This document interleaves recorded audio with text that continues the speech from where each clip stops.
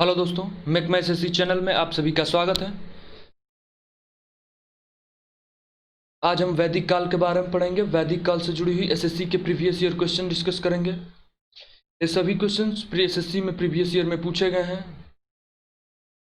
वैदिक काल के टोटल हम 60 क्वेश्चन डिस्कस करने वाले हैं। इस पार्ट में हम 20 क्वेश्चन डिस्कस करेंगे। अगले 2 पार्ट में और करके हम टोटल 60 क्वेश्चन डिस्कस करेंगे।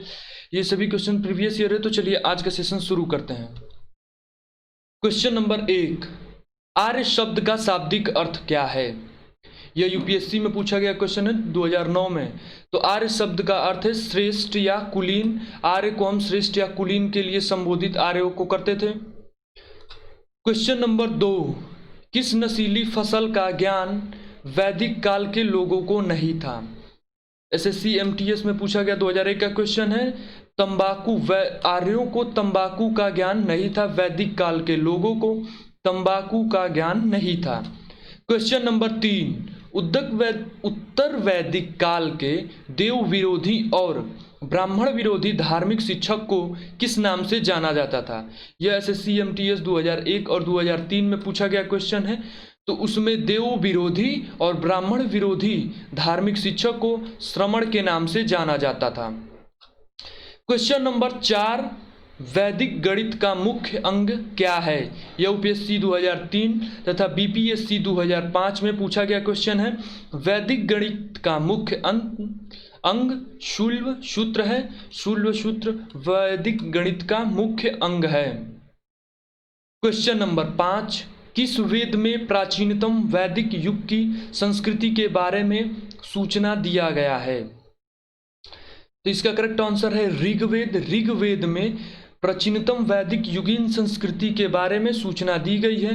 ऋग्वेद में प्राचीनतम वैदिक संस्कृति कैसी थी, उसका रहन सहन कैसा था, इस बारे में सूचना दी गई है। अतः इसका करेक्ट आंसर है ऋग्वेद। क्वेश्चन नंबर 6, उत्तर वैदिक काल में लिखे गए ग्रंथों का सही क्रम है? यह एसएससी 2011 में पूछा गया क्वेश्चन है। वेद, ब्राह्मण, आरण्यक और उपनिषद, इसी क्रम में इनकी रचना हुई थी। उत्तर वैदिक काल में लिखे गए ग्रंथों का सही क्रम, पहले वेद, फिर ब्राह्मण, फिर आरण्यक और फिर उपनिषद लिखे गए। क्वेश्चन नंबर 7, 2 की संख्या कितना है? यह एसएससी 2003 में पूछा गया क्वेश्चन है। इसका करेक्ट आंसर है 4। वेदों की संख्या कितना है? इसका करेक्ट आंसर है 4। एसएससी 2003 में पूछा गया है कि ऋग्वेद, सामवेद, यजुर्वेद और अथर्ववेद। इसका करेक्ट आंसर है 4। वेदों की संख्या 4 है। क्वेश्चन नंबर 8, कौन से 3 वेद संयुक्त रूप से वेदत्रयी कहलाते हैं? यह यूपीएससी तथा एसएससी 2007 में पूछा गया क्वेश्चन है। इसका करेक्ट आंसर है ऋग्वेद, यजुर्वेद और सामवेद। इन तीनों वेदों को संयुक्त रूप से वेदत्रयी कहते हैं। क्वेश्चन नंबर 9, भारत के राज चिन्ह में शामिल सत्यमेव जयते किस उपनिषद से लिया गया है? यह एक वेरी इंपॉर्टेंट क्वेश्चन है। एसएससी के लगभग अभी तक सभी परीक्षाओं में पूछा गया है। इसका करेक्ट आंसर है मुंडक उपनिषद।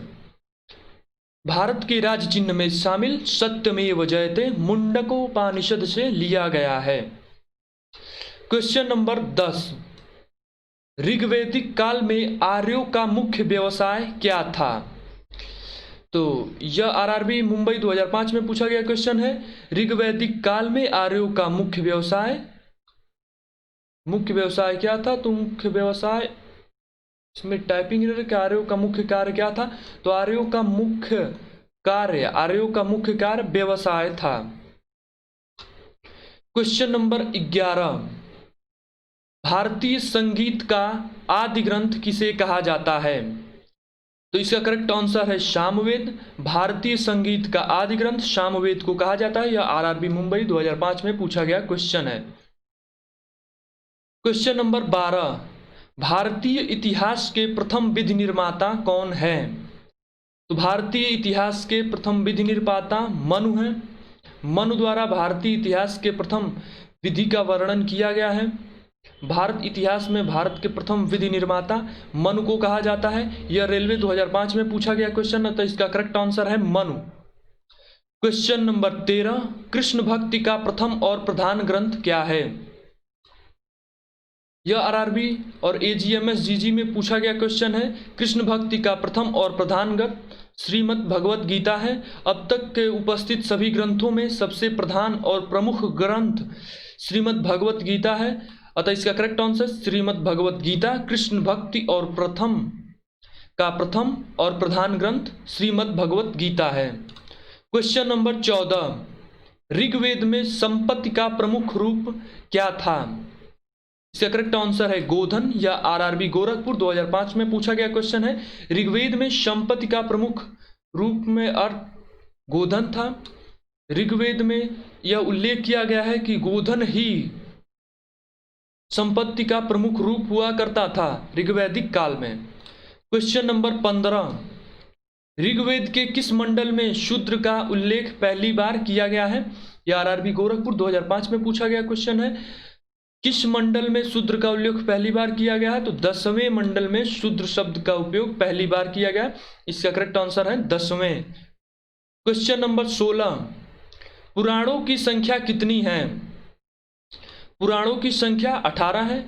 यह रेलवे तथा एएसजीपी जीजी में पूछा गया क्वेश्चन है। पुराणों की कुल संख्या 18 है। क्वेश्चन नंबर 17, वैदिक धर्म में किसकी समृद्धि के लिए उपासना की जाती थी? तो वैदिक धर्म में प्रकृति के समृद्धि के लिए उपासना की जाती थी। समृद्धि के लिए प्रकृति की उपासना की जाती थी। यह रेलवे 2004 में पूछा गया क्वेश्चन है। वैदिक धर्म में यह लिखित है कि वैदिक धर्मों में समृद्धि के लिए प्रकृति की उपासना की जाती थी, क्योंकि हमें प्रकृति से ही सब कुछ प्राप्त होते थे। क्वेश्चन नंबर 18, किस देवता के लिए ऋग्वेद में पुरंदर शब्द का प्रयोग किया गया था? इसका करेक्ट आंसर है इंद्र। इंद्र के लिए पुरंदर शब्द का प्रयोग किया गया है। क्वेश्चन नंबर 19, किस विषय से संबंधित शुल्ब सूत्र पुस्तक है? तो शुल्ब सूत्र जो पुस्तक है वो ज्यामिति से संबंधित है। इसे हम शुल्ब सूत्र पुस्तक ज्यामिति से संबंधित मान सकते हैं। यह क्वेश्चन आरआरबी इलाहाबाद 2004 में पूछा गया है, अतः इसका करेक्ट आंसर है ज्यामिति। शुल्ब सूत्र पुस्तक ज्यामिति से संबंधित है।